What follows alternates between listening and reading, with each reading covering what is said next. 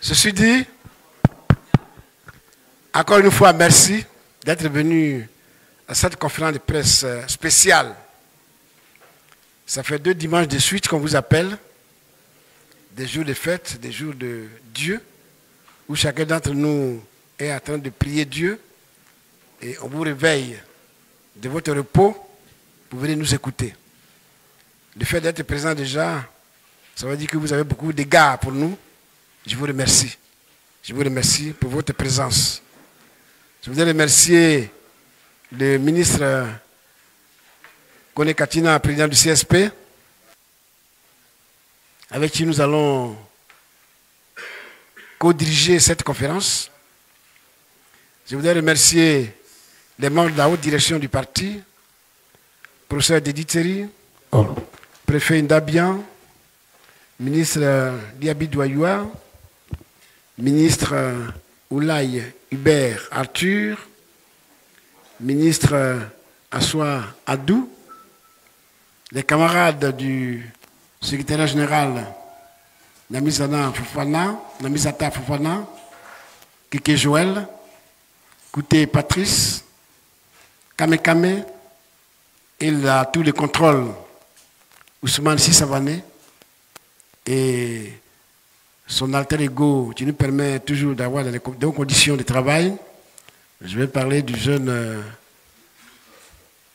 Kra qui nous met toujours les trucs à disposition.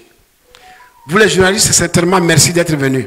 Je l'ai dit tantôt que chacun d'entre vous aurait souhaité être à la plage ou bien venir de la plage, mais vous avez tenu à être là. Je vous remercie très sincèrement. Parce que c'est vous qui allez véhiculer notre message par la suite. Avant de commencer mon exposé sur la question elle-même, je voudrais avec votre permission saluer et remercier vivement les militants du PPACI et du PDCI-RDA, les militants des autres partis politiques, les membres de la société civile, les Ivoiriens épris de paix et de justice, tous les démocrates dans leur ensemble. Je veux les remercier très sincèrement pour leur mobilisation exemplaire et mobilisation disciplinée qui nous a gratifié d'une marche gigantesque, une marche extraordinaire le 9 août dernier à Yopougon. Bravo et bonne continuation aux Ivoiriens, parce qu'on n'a pas encore fini.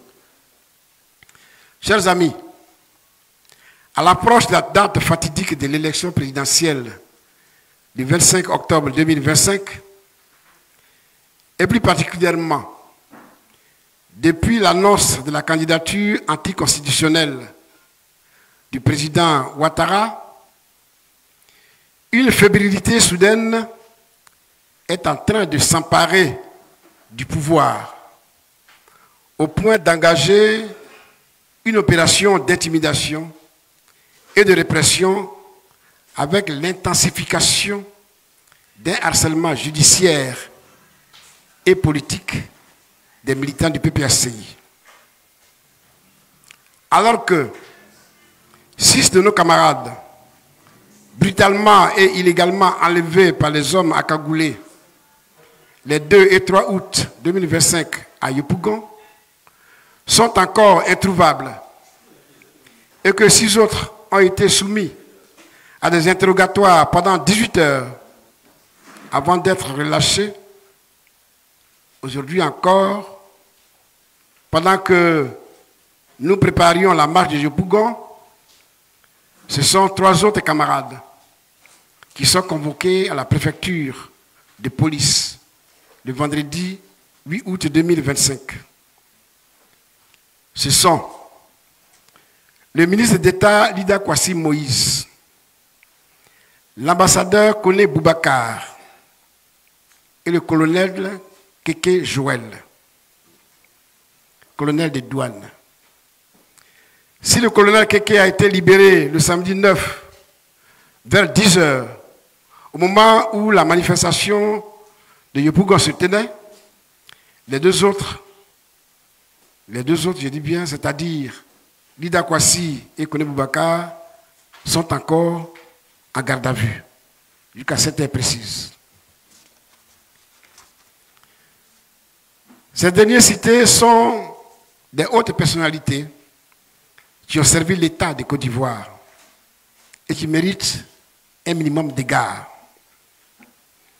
Ce sont deux membres des instances de notre parti, le ministre Alida Kwasi Moïse et l'ambassadeur Colin Boubacar, comme je l'ai dit tantôt, sont placés en garde à vue dans des conditions dont la légalité et la conformité aux garanties constitutionnelles suscitent une profonde inquiétude. Ces pratiques constituent une atteinte grave aux principes fondamentaux inscrits dans notre loi fondamentale et ils bafouent les droits protégés par nos lois nationales et nos engagements internationaux. Le Parti des peuples africains Côte d'Ivoire tient à manifester avec la plus grande fermeté sa solidarité indéfectible à l'égard de ces deux personnalités dont la contribution au renforcement de la démocratie et à la sauvegarde de l'État de droit est largement reconnue. Le PPACI exige la libération immédiate du ministre d'État Alida Kwasi Moïse, de l'ambassadeur Colin Boubacar et de tous les prisonniers d'opinion de tous bords.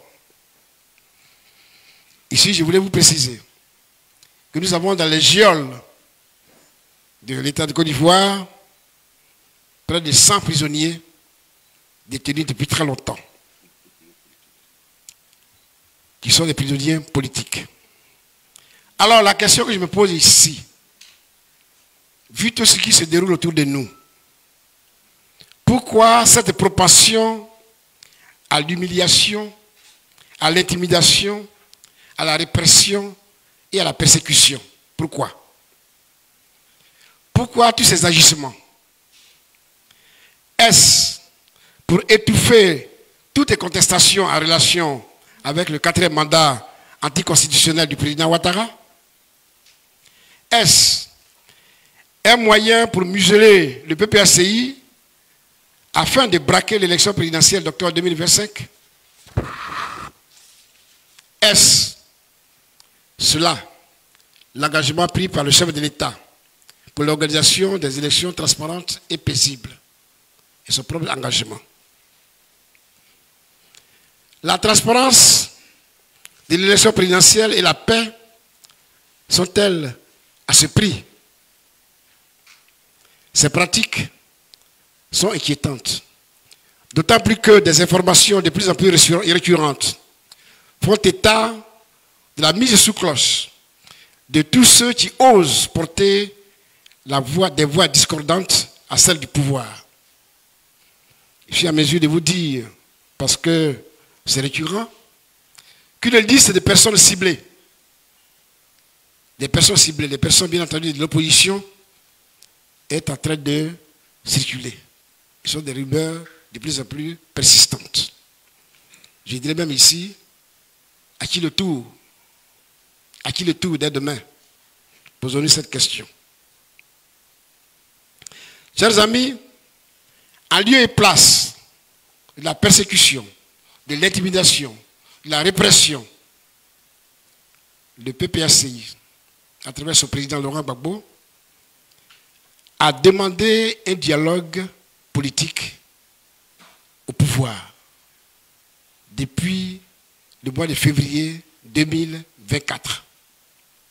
2 courriers ont été adressés au Premier ministre à cet effet, et ce que nous avons récolté, c'est un refus, j'allais dire, méprisant.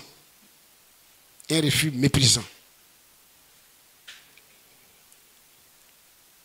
C'est pourquoi nous disons que pour qu'il y ait véritablement des élections paisibles, transparentes, la seule manière, c'est d'engager dès maintenant un dialogue sincère avec tous les partis qui sont engagés dans la compétition, mais aussi avec la société civile.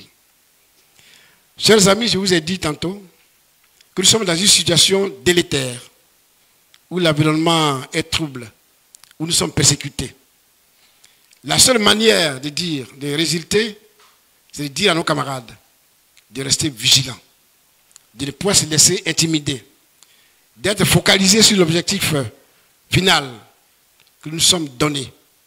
Il s'agit de l'inscription de M. Laurent Gbagbo sur la liste électorale. Il s'agit de sa candidature à bonne et due forme. Donc il s'agit d'élections inclusives. À cela, nous ajoutons toutes nos préoccupations qui concernent l'organisation d'élections justes, transparentes.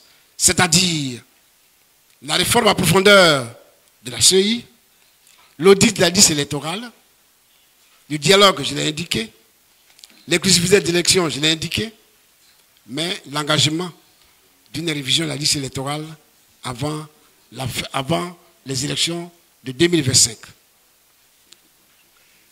Notre proposition, notre position sur le 4e mandat, si c'est cela qui doit nous valoir des réprimandes, des répressions, des persécutions, cette position est non négociable. Cette position est non négociable. Nous appelons donc nos militants à la mobilisation pour défendre notre cause, qui est une cause noble et une cause nationale. Chers amis, je vous remercie.